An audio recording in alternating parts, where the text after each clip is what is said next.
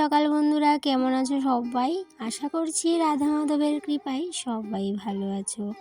নতুন আরও একটি সকালে আমার এই ছোট্ট ফ্যামিলিটাতে সবাইকে অনেক অনেক স্বাগত।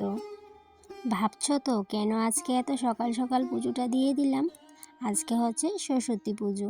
তো সরস্বতী পুজো যেহেতু, তাই জন্য সকাল সকাল পুজো দেওয়াটাই দরকার। এমনিতে তো প্রত্যেক দিনই সকাল সকালই পুজো দেওয়া দরকার, কিন্তু ওই যে সংসারের কাজকর্মের ভারে সেটা আর প্রত্যেক দিন হয়ে ওঠে না, তবে মাঝে মধ্যেই হয়ে ওঠে। তো যাই হোক, সকাল সকাল স্নান দান সেরে পুজোটা আগে সেরে নিয়েছি। তারপর সংসারের যা যাবতীয় কাজকর্ম আছে সেগুলো শুরু করব। এদিকে সকাল সকাল ছেলেকে স্নান করিয়ে স্কুলে পাঠিয়ে দিয়েছিলাম, আর আমার পুজোটাও এখন কমপ্লিট করে নিয়েছি। এখন শুধু রান্না বান্না করব আর সমস্ত কাজবাজ শেষ করে নেব সংসারের। তারপর ওই যে বিকেলবেলা একটু বেরোনোর প্ল্যান আছে। এদিকে আমাদের পাশের বাড়িতেও একটু বড় করেই সরস্বতী পুজো আছে, কিন্তু প্রত্যেক বছরই যাওয়া হয়। এই বছরটা আর কোনো কারণবশত যেতে পারিনি। প্রথমে তো সকাল থেকে ভেবে রেখেছি যাব, কিন্তু ওই যে বললাম একটু প্রবলেমের জন্য আর যাওয়া হলো না।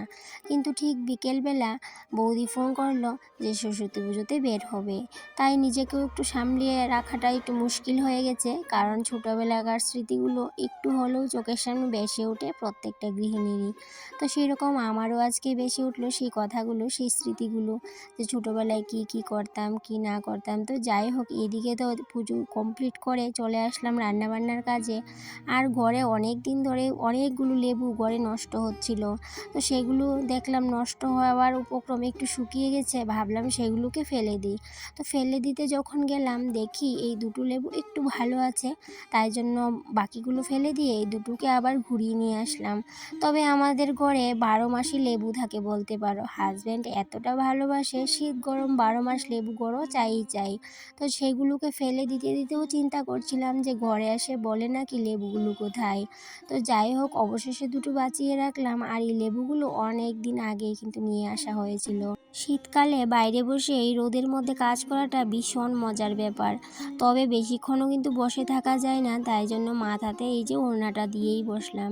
এদিকে সবজিপাতি মোটামুটি সমস্ত কটাই আমার কাটা শেষ। এখন এই যে নিরামিষ ঘ্যাট করব, আর রাঁধতে ভাববো যে কি আর রান্না করা যায়।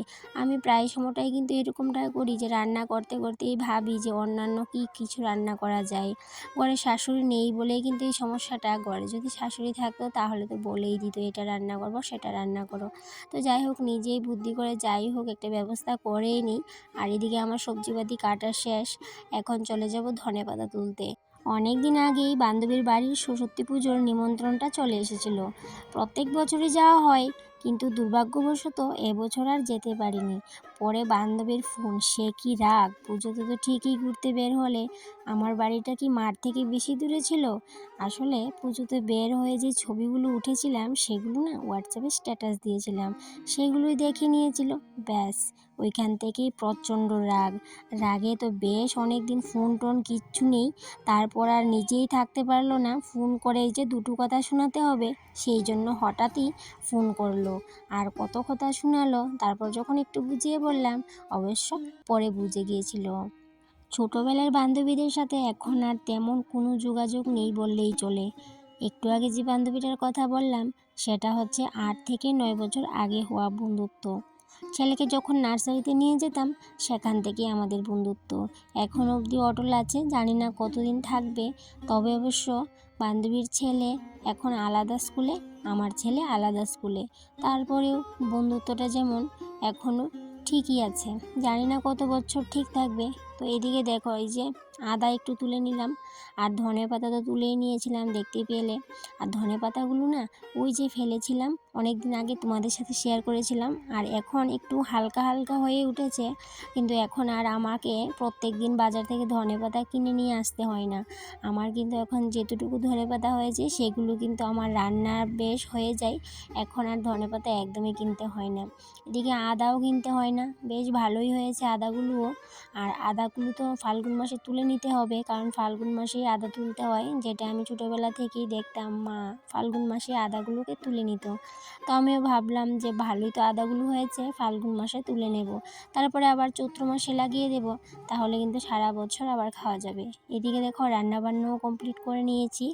এখন কি করব বলো তো, খাওয়া দাওয়া করব, তারপরে ভেবেছিলাম পাশের বাড়ি কাকিমুনি তাদের বাড়িতে যাব, কিন্তু আর যাওয়া হলো না। ওই যে একটু আলসেমি করলাম, একটু শুয়ে রইলাম, এইসব করেই কিন্তু আর কোনো জায়গাতেই বের হওয়া হয়নি। তারপরে সন্ধ্যের পরেই যে মাঠে চলে আসলাম, যেটা কিনা বান্ধবীর বাড়ি থেকে বেশি দূর না, কিন্তু তারপরেও বান্ধবীর বাড়িতে যাইনি।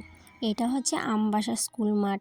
দেখো সারিবদ্ধভাবে সবাই পুজো করেছে একটা মাঠের মধ্যেই, ঘুরে ঘুরে চারিদিকে পুজোর প্যান্ডেল, যেগুলো ক্লাস 6 থেকে শুরু করে 9, 10, 11, 12 সবাই কিন্তু সারিবদ্ধভাবে একই মাঠের মধ্যে পুজোটা করে নিয়েছে। তবে এরকমভাবে কুলাই মাঠে প্রত্যেক বছরই হয়, আমরা ছোটোবেলা থেকেই দেখে এসেছি, কিন্তু আমবাসা মাঠে এবছর প্রথম এইভাবে করে পুজো করেছে। আমবাসা পুজো দেখা শেষ, এবার চলে যাব কুলাই মাঠে। কুলাই মাঠে গিয়ে দেখি ওদের কি নাচ, দেখে না আমাদের যে বেলায় যে আমরা আনন্দ করতাম সেটা না মনে পড়ে গেছে। তো যাই হোক, ওইগুলো এখন আমাদের কাছে শুধুমাত্র স্মৃতি, আর কোনো কিছু নয়। আর ওদেরকে দেখে ভাবছিলাম ওরাও কিন্তু আমাদের মতো আমাদের জায়গাটায় এসে পৌঁছাবে, তখন ওদের কাছেও কিন্তু তারপর পরবর্তী জেনারেশনের যে স্মৃতি মানে আনন্দগুলো থাকবে, সেগুলো তখনকার ওদের কাছেও কিন্তু স্মৃতি হয়ে যাবে। তো যাই হোক, প্রজন্মে প্রজন্মকালে সেটাই কিন্তু হয়ে আসছে। তো বন্ধুরা, এদিকে দেখো পুজো টুজো পুরো কমপ্লিট হয়ে গেছে, ঘোরাঘুরি। তারপর পরের দিন এসে ওই যে আগের দিন পুজো দিয়েছিলাম সেই বাসন কটা নিয়ে বসলাম। আর এখন বাজে দুপুর 11:30। 11:30 বলতে এখন তো প্রায় দুপুরই হয়ে গেছে।